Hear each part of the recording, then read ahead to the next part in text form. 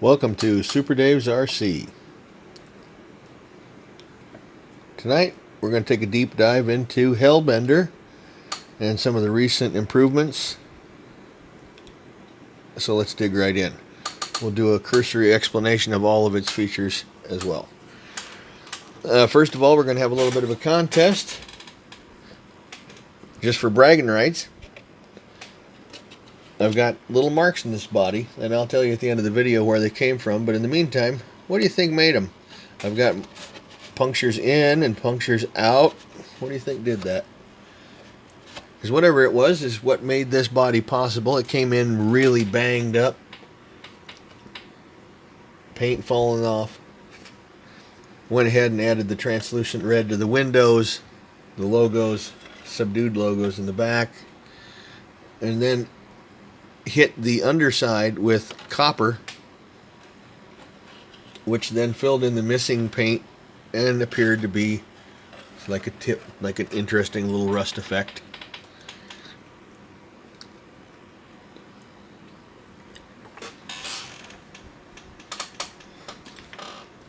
Back here we have our recent addition of a custom tunable wheelie bar. It's got multiple positions down in here where you can move the axles, and it's got a tunable shock to absorb or resist the wheelie bar's forces. This particular build is a twin engine built on an original four-wheel drive nitro buggy chassis. It's running two 2.8 SH motors with a combined power of between 8 and 9 horsepower, depending on what articles you read.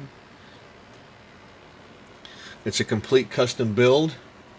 I don't even know what the original chassis was. Speaking of which, take a look. If you can tell me what this chassis is and prove it by showing me parts diagrams, I'll give you a free mini whip clone drone, because I have no idea what this thing even was. But I can tell you that the steel inside of these differentials is very, very nice. Looks to be very good machined steel, not this standard pot metal stuff. If you look at that chassis, the bulkhead bracing that goes around the differential, you can see that it has this collar that protects it and locks it in place. Inside of here are 4 metal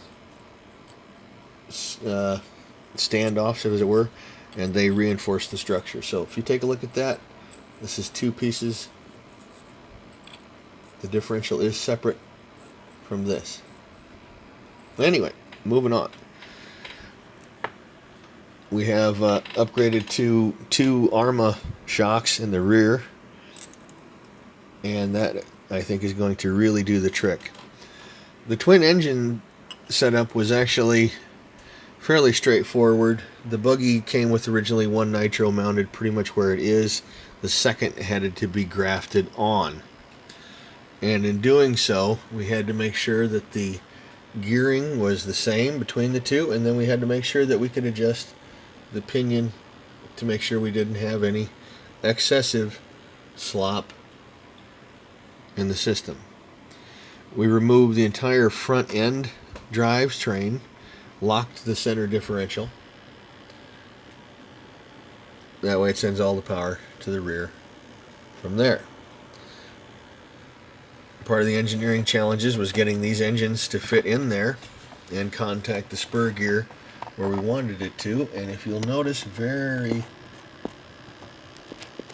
nested way down in here, you can see the fins actually interweave.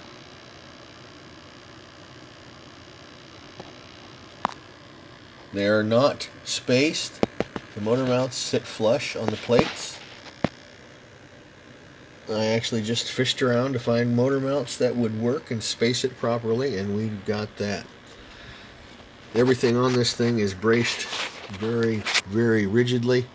We have an all aluminum front end.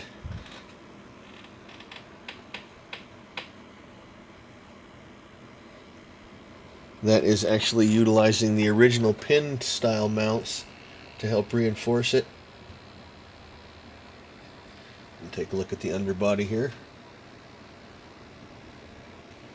You can see it was a pretty clean build. We also have a lot of bracing up front here. We're using a buggy control arm here as the main chassis brace, and that fits in right under there. And it mounts to a bolt that just bumps up against the main transmission, or the main center differential. Tonight I also added an additional brace that comes from the bulkhead up here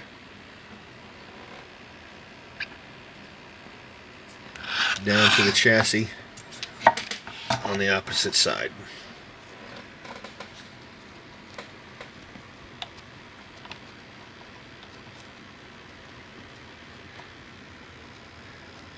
The steering is very direct, and we have a lot of throw.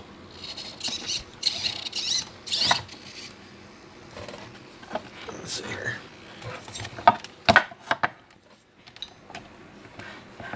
Then down in here we have one of the larger engineering challenges, actually a couple of them. First of all, we have a check ball right here. This is a fuel filter housing with a small spring that was tuned, and a BB that shuts off the fuel from the upper tank so that it doesn't drain out into the carburetor and onto the ground, because there is no check ball to stop the flow of fuel or float or anything of that. So that's what that does right there. One of the other things was we had to cant the carburetors to the side so that we could actuate the throttles properly. So the brackets had to be set so that the point would sweep rearward at the same rate that these would move rearward in their travel. So that way there's no binding anywhere, and it works very smooth. Then we have a very direct throttle and brake mechanism set up over here. Brake works that way. We've got a custom bracket bolted onto the braking mechanism right there.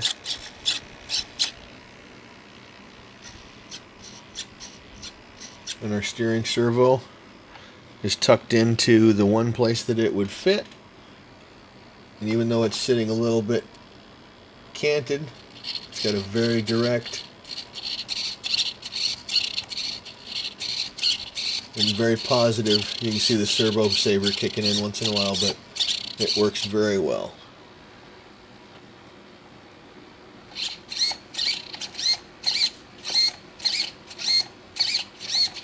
All right. Anyway, that pretty much wraps up a lot of the highlights from HELLBENDER. Now, in its second iteration with a few improvements, that wheelie bar makes a lot of difference in applying the power to the ground. What do you think is the craziest RC that you've ever seen? Post up your answers. Post up videos. Let's see what's out there. Don't forget Super Dave's Halloween Monster Bash at JMW October 20th, 10 a.m. Hope to see you there. Have a good night.